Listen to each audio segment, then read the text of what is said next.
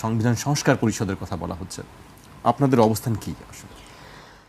প্রথমত হচ্ছে পাশাপাশি আপার বক্তব্য, জি হ্যাঁ, আপার বক্তব্য দিয়ে শুরু করতে চাই। বলতে ওটা এর মধ্যেই চলে আসবে আর কি। তিনটা জিনিস একদম নোট করা আছে।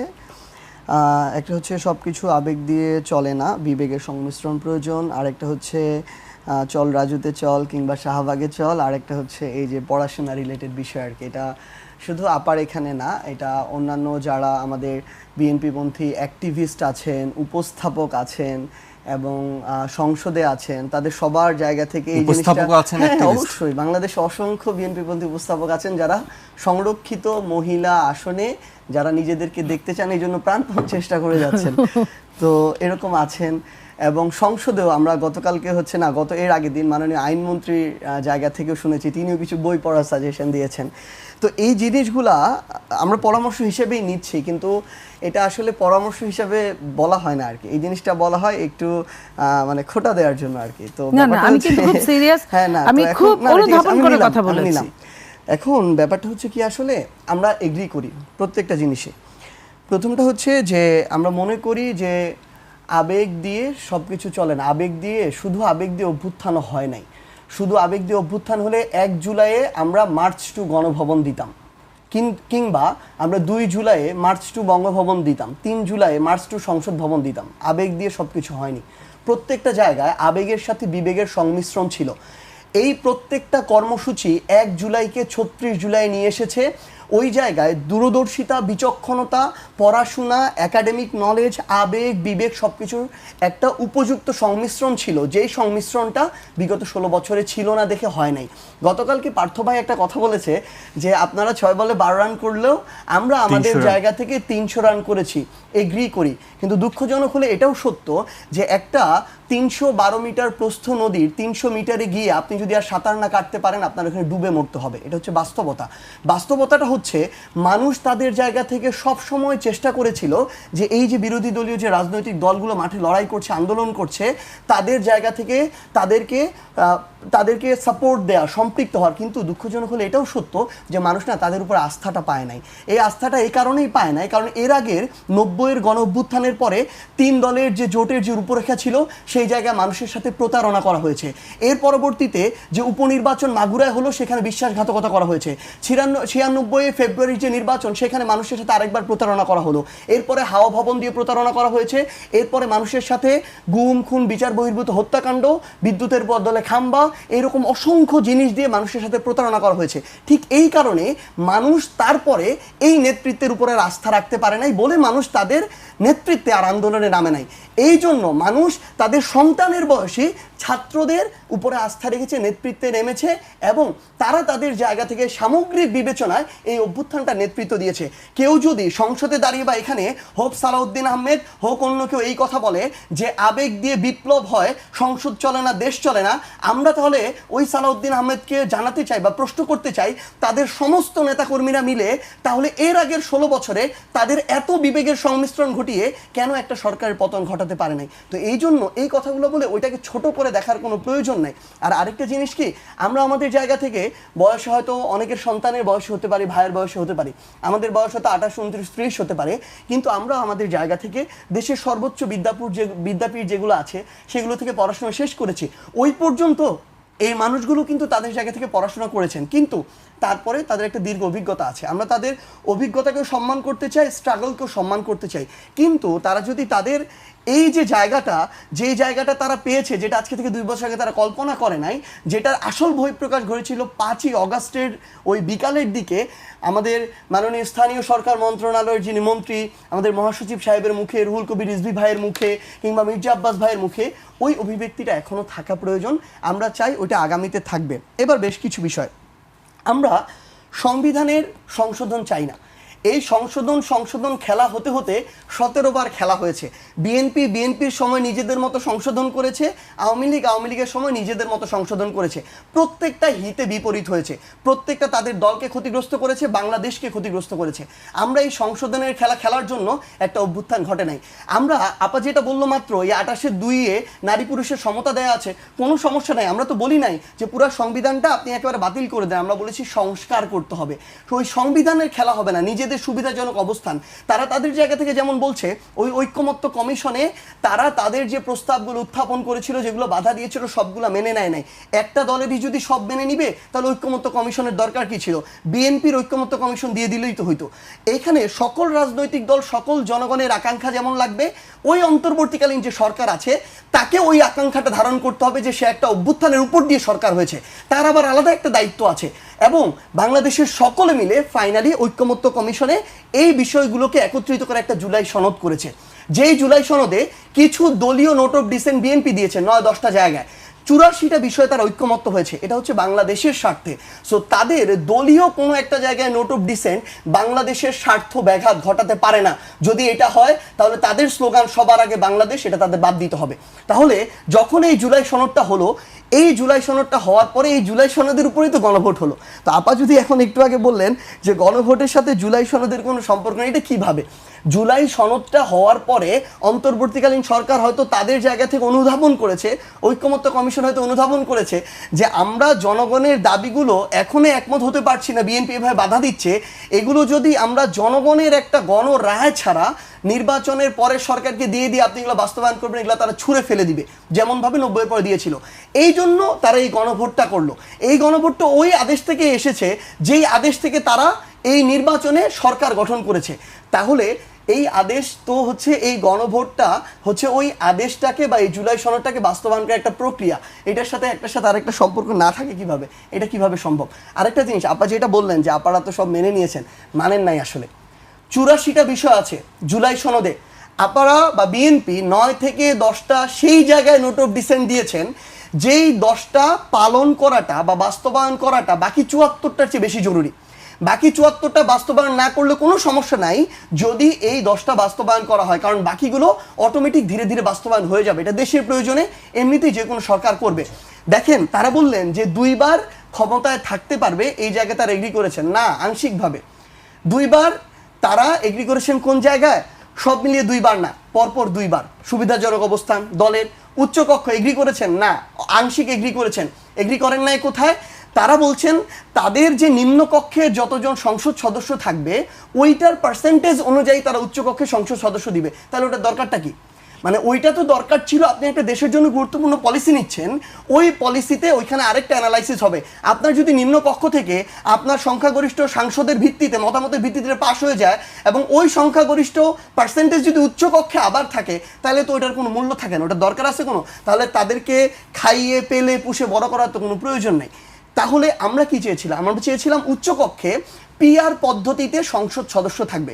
বাংলাদেশে এই মুহূর্তে 50% ভোট যেমন বিএনপি পেয়েছে, তাহলে 50% ভোট বাকিরা পেয়েছে, তাহলে 50% মানুষ ওই উচ্চকক্ষে থাকতে হবে। তাহলে ওইটার একটা লেজিটিমেসি থাকে, ওইটার একটা প্রয়োজন থাকে এবং ওইটা নিয়ে যুক্তিতর্ক হয়ে জনগণের কাছে প্রকৃত বার্তাটা যাবে। তাহলে বিএনপি প্রত্যেকটা জায়গায়, তা আরেকটা গুরুত্বপূর্ণ বিষয় দেখেন, পিএসসির মতো জায়গা যার মাধ্যমে বাংলাদেশের সরকারি চাকুরিগুলো হয়, জনপ্রশাসনের মতো জায়গা, দুদকের মতো জায়গা, এই প্রত্যেক, তারপর হচ্ছে কন্ট্রোলার জেনারেলের যে জায়গা, অডিটের জায়গা, প্রত্যেকটা জায়গায় বিএনপি চায় তাদের সরকার বা ক্ষমতাসীন সরকার এই জায়গাগুলোকে গঠন করবে। এখানকার পরিচালক থেকে শুরু করে চেয়ারম্যান থেকে শুরু করে ডিরেক্টর, সব কিছু ক্ষমতাসীন দল দিবে। তাহলে এই দুদকের কোনো দরকার আছে?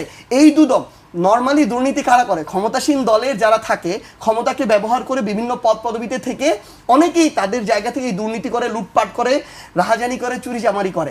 এখন আপনি দুদকের মতো জায়গায় যদি আপনার দলীয় মদতপুষ্ট লোক বসায় রাখেন, এই লোকগুলা আপনার এই দলীয় মদতপুষ্ট কাউকে কখনো বাধা হয়ে দাঁড়াইতে পারবে না। পারলে আগেই পারতো, পারে নাই। তাহলে আপনি যদি এই প্রতিষ্ঠানগুলোতে আপনার নিজের দলের লোকজন বসায় রাখেন, যেখানে জুলাই সনদে বলা আছে সরকার দলে থাকবে, বিরোধী দলের থাকবে, বাইরেরও মানুষজন থাকবে, যেন একচ্ছত্রভাবে দুদকটা কোনো একটা রাজনৈতিক দল বা ক্ষমতাসীন দল নিজের অপরাধী নেতাকর্মীদেরকে বাঁচাইতে না পারে, আবার নিরপরাধ অন্য দলের মানুষদের উপর জুলুম না করতে পারে, এভাবে যেন প্রতিষ্ঠানগুলোকে অ্যাবিউজ না করতে পারে। তাহলে দিন শেষে ব্যাপারটা কি দাঁড়াচ্ছে? ব্যাপারটা দাঁড়াচ্ছে বিএনপি এখন তাদের জায়গা থেকে গণভোট বলেন, জুলাই সনদ বলেন, সংসদ বলেন, জনরায় বলেন, প্রত্যেকটা জায়গাকে শুধুমাত্র নিজেদের জন্য যতটুকু ভালো অতটুকুর জন্য ব্যবহার করতেছে, আর যতটুকু হলে নিজেদের সার্বভৌম ক্ষমতা, স্বৈরাচারে হাঁটার পথ বন্ধ হয়ে যাবে, ওইটুকুতে বাধা হয়ে দাঁড়াচ্ছে। জি, আপনার কাছে আমি আবারও আসবো। আপা, বিষয়টি কি তাই আসলে? সার্জিস অনেকগুলো কথা বললেন, অনেকগুলো। আমি যদি এই কথার আমি প্রত্যেকটা কথার খুব চুলচেরা উত্তর জানি, কিন্তু আমার এত ছোট ভাই যে আমি ওর এই উত্তরগুলো ওর মতো করে দিতে চাই না, ওর মতো করে দিতে চাই না। আমি চাই না যে ওর সাথে আমার আমি সহ্য করে গেলাম এক কথায় এটা। তবে যে কথাটা দর্শকদের জন্য যে কথাটা না বললেই না, সেই কথাটা না, সেই কথাটা যেটা না বললেই না, যে তাদের উপর থেকে মানুষ আস্থা নিয়ে গেছে, হারিয়ে ফেলেছে, যে কারণে তারা গণ অভ্যুত্থান ঘটিয়েছে। গণ অভ্যুত্থানটা এমন জিনিস, শুধু সামনের 5টা লোক দেখলে কিন্তু গণ অভ্যুত্থান বোঝা যায় না। গণ অভ্যুত্থান হয় সাগরের মতো। গণ অভ্যুত্থান, আমি কিন্তু সার্জিসের তখন জন্ম হয়েছে কিনা আমি জানি না, আমি গণ অভ্যুত্থানে সার্জিস যে বিশ্ববিদ্যালয়ে পড়েছে তখন আমি ওখানে, ওই গণ অভ্যুত্থানের আগে আমি ওই স্বৈরাচারের সময় স্কুলে পড়েছি, কলেজে পড়েছি এবং বিশ্ববিদ্যালয়ে পড়েছি 90-এ। তো আমি গণ অভ্যুত্থান তখনও দেখেছি, আমার জীবনে 2টা গণ অভ্যুত্থান দেখা হলো। তো এই যে গণ অভ্যুত্থান বলা হয়, সার্জিস শুধু সার্জিসের সামনের কয়েকজন হাতে গোনা মানুষের নাম বলতে পারবে, পেছনের লাখো মানুষের গণ অভ্যুত্থান সে জানে না। পিছন থেকে কারা তাওয়া গরম করে সেটা সে জানে না, তার জানার ওই সময় হয় নাই, তার জানার সেই বয়সটা হয় নাই, তার জানার সেই সাংগঠনিক শক্তিটা হয় নাই, কারণ সে ওই ধরনের সাংগঠনিক কাজ করে নাই। বিএনপি একটা বিশাল বড়, কত বড় দল এটা নিশ্চয়ই এই মুহূর্তে বোঝা গেছে কিছুটা। বিএনপি কোনো কেউ আওয়ামী লীগের সঙ্গে আতাত করে নাই, যে বিএনপি এত নির্যাতনের মধ্যে বিএনপি দাঁড়িয়েছিল, বিএনপি প্রত্যেকটা সেক্টরে সেক্টরে পাহারাদার ছিল। আপনার কথা এগ্রি করছে না, মানতে চাচ্ছে না না, ও যদি না মানে ও সময় বলবে। তো আমি সেই জায়গাটায় বলি, আমি নীলুফার চৌধুরী মনি আপনাদের সাথে, আপনারা জানেন আমি 4 তারিখ রাত পর্যন্ত, দিনে 2টা 3টা, রাতে 4টা 5টা আমি টকশো করে গেছি এই আওয়ামী লীগের রক্তচক্ষুকে সামনাসামনি প্রতিবাদ করা, প্রতিহত করা। আমি আমার জায়গায় কথা বলেছি, সার্জিসের জায়গায় কথা বলেছে। সার্জিস তার জায়গায়, তার বয়সে, সে ওই বয়সে স্পার্ক করেছে, বাট আমার তো একটা বয়স হয়েছে, আমি আমারটার দায়িত্ব পালন করেছি। বাট আমি তো ওর কাছে যাই নাই যে এটা আমিও করেছি, আমাকে তুমি ভাগ দাও। আমি আমার দায়িত্ব মনে করেছি, আমি কখনোই যাইনি, যাবও না। বাট ও যদি এটা মনে করে যে আমি কিছু করি নাই, তাহলে তো ঠিক হবে না। আমি আজকে 2 বছর পরে আমি এই কথাটা বলছি, যখন এই কথাটা আসলো, আমি একজন সামনের কাতারের একজন সৈনিকের সাথে কথা বলছি। তো আমি পিছনের কাতারে ছিলাম না, আমিও সামনের কাতারে ছিলাম, কিন্তু আমার সেক্টরটা ভিন্ন ছিল। আমি ওই জায়গায় কথা বলতে চাচ্ছি, আমি একা না, বিএনপি এরকম, বিএনপির লাখো জনতা লাখো লাখো জায়গায় তারা আন্দোলন করেছে, তারা পা হারিয়েছে, হাত হারিয়েছে, চোখ হারিয়েছে, জীবন হারিয়েছে, সব কিছু করেছে, এবং তারা মাঠেই ছিল। আমার নেতা জনাব তারেক রহমান সাহেব, উনি 24 আওয়ার্সের মধ্যে উনি কয় ঘন্টা ঘুমাতেন আমি জানি না। উনাকে আমি ওই একটা চেয়ারে বসে থাকতে, আপনি বলেন, আপনাকে যদি এই চেয়ারে যদি দিনে যদি 18 ঘন্টা আপনি বসে যদি 64টা জেলার আপনি প্রবলেম সলভ করেন, এবং কোনখানে কি হবে আপনি যদি করেন, আপনার ব্রেন ঠিক থাকার কথা নাকি? আই স্যালুট হিম যে উনি ওইটা করে পারছে। আমি তারও নাম্বার চাচ্ছি না এখানে, এটাও তার দায়িত্ব। উনি রাষ্ট্রের আজকে প্রধানমন্ত্রী, উনি ওইটুক দায়িত্ব নিবেন বলেই প্রধানমন্ত্রী। তো আমি কথাটা আসছে এই জন্য যে বিএনপির উপর আস্থা হারায় নাই। যে কথাটা বলবো, যে কয়েকদিন আগে আপনার সার্জিসের যে সহকারী আপনার আসিফ সজীব ভুইয়া, সে যখন ডিপ স্টেটের কথা বলছে, তাহলে তো তার কথা মতো ওইটাই ঠিক। এনসিপির মুখপাত্র, আমি তো সার্জিসের কথা মতো তাহলে ওইটাই বলবো যে আমরা এত আন্দোলন করেছি, এক একটা 28 অক্টোবর 2 বার হয়েছে, আপনারা জানেন কত মানুষ হয়েছে আওয়ামী লীগের অত্যাচারে, সব মানুষগুলা পালাতে বাধ্য হয়েছে। এটা কিসের জন্য? হয়তো অদৃশ্য কোনো শক্তি ছিল যারা চায় নাই বিএনপির মাধ্যমে এই আন্দোলনটা জবনিকা ঘটুক, তারা চায় নাই। বিএনপি এটা জানতো বলে বিএনপি সার্জিসের সন্তান আসুক, যে একদম আতুর ঘরের ছেলেটা, সে আসুক, তার মাধ্যমে যদি দেশ স্বাধীন হয়, দেশে যদি স্বৈরাচার মুক্ত হয়, দেশ যদি আপনার ফ্যাসিস্ট মুক্ত হয়, আমরা সেটাতেও রাজি। আমি বললাম আবারও, সার্জিস না, তার যদি আতুর ঘরের সন্তানটাও আসে, আমরা সেটাতেও রাজি ছিলাম। কেন? কারণ আমি যখন জানি যে অদৃশ্য শক্তি আমাকে চায় না, অদৃশ্য শক্তি আমার মাধ্যমে ওই সরকারের পতন হোক এটা চায় না। অদৃশ্য শক্তি 1/11 দূষর হিসেবেই তারা কাজ করতে চায়। তাহলে আমি তো এই কথাগুলো বলছি না, এই কথাগুলো আমাকে বলাতে বাধ্য করলো সে। তো এই জন্য আমি বলতে চাই, আজকের যে সার্জিস আজকে যে কথাটা আপনার সামনে এই বক্তব্য এই টকশোতে বলল, আজ থেকে 20 বছর পরে যদি আমি বেঁচে থাকি, আমি নাও থাকতে পারি, আপনি যদি বেঁচে থাকেন, দেখবেন ওর কথার অনেক চেঞ্জ ও নিজে খুঁজে পাবে। ওই 5ই আগস্টের পরে 7ই আগস্ট 8ই আগস্টে ওরা যে জিনিসটা দেখেছিল, তারপরে 24, 25, 26-এ এসে কিন্তু ওরা অন্যরকম জেনেছে। সেই দিনের ইন্টারিম গভর্নমেন্ট প্রধান যাকে আপনার কি বলেছিল মাস্টার মাইন্ড অফ আপনার রেভলিউশন, সে কিন্তু তারপরে কয়েক মাস পরেই কিন্তু সে তার টোন চেঞ্জ করেছে। এখন কিন্তু আমরা মাস্টার মাইন্ড আর পাই না। আমরা মাস্টার মাইন্ড ওই দিনও বিএনপি চুপ ছিল, কারণ বিএনপির এখানে চুপ থাকারই কথা। খালি ড্রাম বাজে বেশি, ভরা ড্রাম বাজে না। বিএনপি সব জায়গায় তার জায়গায় সব ঠিক করে রেখেছিল। আপনি যদি বলেন শহীদ হয়েছে কত মানুষ, তার মধ্যে আপনি খোঁজ নিয়ে দেখেন বিএনপির কত লোক শহীদ হয়েছে। হ্যাঁ, বিএনপি বড় দল, বিএনপির লোক বেনামে গেছে। আমি নিজে সার্জিস কি জানে যে 3 তারিখে যখন কি বলে শহীদ মিনারে তারা যখন সারাদিন ব্যাপী সমাবেশ করলো, সব দল সবাই গেল 24-এ 3 আগস্ট, আমাকে দল থেকে আমার চেয়ারম্যান বললেন যে আমি যেন ওইখানে যাই। আমি মুখে মাস্ক পরে, আমি সালোয়ার কামিজ পরলে এমনি আমাকে কম চিনতে, তার মধ্যে মুখে মাস্ক পরে ঘুমটা দিয়ে উন্না দিয়ে আমি কিন্তু প্রত্যেকটা ছোট ছোট মিটিংগুলো, বড় বড় মিটিংগুলো ওরা বক্তব্য রাখছে, আমি প্রত্যেকটা জায়গায় কিন্তু আমার উপস্থিতি আমি দেখে সারাদিন আজকে ফার্স্ট আমি এই কথাটা বললাম। এবং ছাত্রদলও ছিল ওইখানে আরেকটা জায়গায়, খুব বেশি ছেলে মেয়ে না, ছাত্রদলের অনেক ছেলে মেয়ে ওদের সাথে মিশে গেছিলো। এটাই উপর থেকে অর্ডারটা ছিল, আর আমার উপর অর্ডার ছিল আমি যেন যাই, আমি যেন দেখে আসি কি হয়। এটাই আমি কিন্তু রাতে টকশো করেছি, দিনে কিন্তু আমি ওদের সাথে থেকেছি। সেই দিন রাতে টকশো তো সম্ভবত আপনার পান্না ছিল, যে পান্না পরবর্তীতে মারা গেল ওই যে বর্ডার ক্রস করতে গিয়ে। যাই হোক, আমরা দিনে কাজ করেছি, আমাদের কাজটাই ছিল এরকম, আমরা নেপথ্যে কাজ করব, সার্জিসটা নায়ক হবে, আমরা সেই নায়কদেরকে সম্মান করব। আজকে সার্জিস যদি আমাদেরকে বলে যে আমাদেরকে যদি রাস্তা চিনায়, এটা দুঃখজনক হবে। তো এই সঙ্গে আমি আরেকটু বলতে চাই পিয়ার নিয়ে, যেটা না বললেই না। জনগণ ভোট দিয়েছে, সার্জিস খুব কম ভোটে ফেল করেছে, ভোট দিয়েছে, ভোট দিলেই আর কয়েকটা ভোট পেলেই সে পাশ করতো, সে একজন প্রতিনিধি হতো। তো প্রতিনিধি হলে কি হতো, আমাকে যখন প্রতিনিধি করে, প্রতিনিধির কিছু ক্ষমতা দেওয়া থাকে, জনগণ এসে সব কাজ করতে পারবে না, তার প্রতিনিধিরাই করবে। তাহলে আপনার উচ্চকক্ষে নিম্নকক্ষে ওই পিয়ার পদ্ধতি হলে ক্ষতিটা কি? জনপ্রতিনিধি তো তার প্রতিনিধিত্ব করলো। হ্যাঁ, এইখানে বলতে পারে একটা কথা, যে এইখানে যদি জেনারেল ভোটে যদি পিয়ার পদ্ধতি করা হয়, তাহলে তাদের কিছু আসন বাড়ে, এটা আমি অস্বীকার করি না।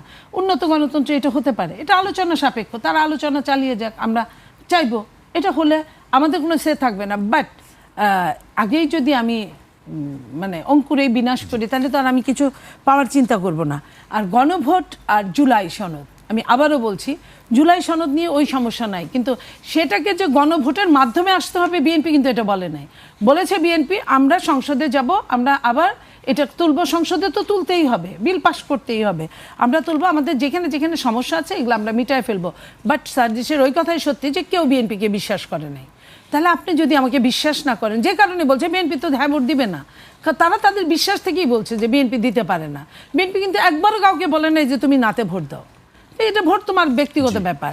তো এটার জন্য গণভোট করতে হবে, ইলিগ্যালকে লিগ্যাল বানায় করতে হবে, নট নেসেসারিলি।